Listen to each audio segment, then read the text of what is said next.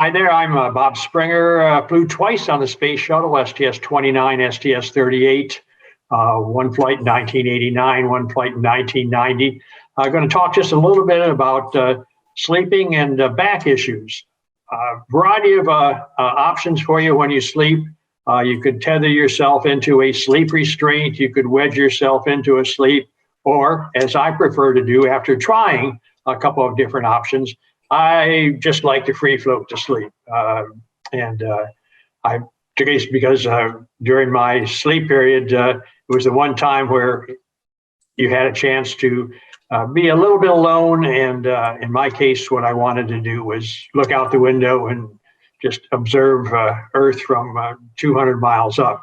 And by and large, I would do that for hours on end. And rather than reconfigure, I just stay where I was and fall asleep. And I found it quite comfortable, no real problems with it. The other issue that I think we're pertaining to the time up there on orbit, as you get free of Earth's gravity, you grow. Your spine actually expands in the absence of gravitational force. And interestingly enough, this happens on Earth as well.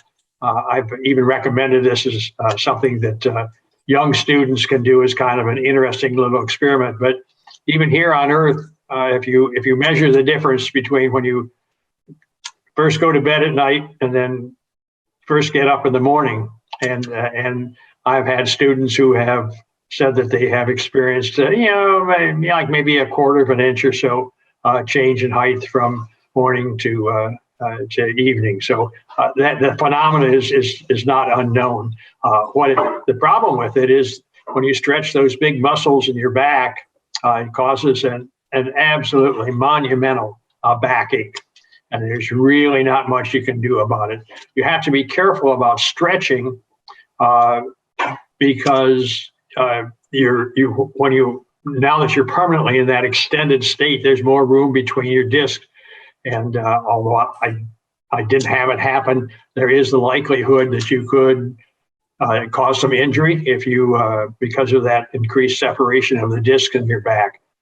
So anything you did, you would try generally just to go ahead and do a little bit of stretching to kind of move things around and ease that tension. The other one is just to take a couple of aspirin or ibuprofen or whatever to relieve some of the pain of it. It's literally just a backache.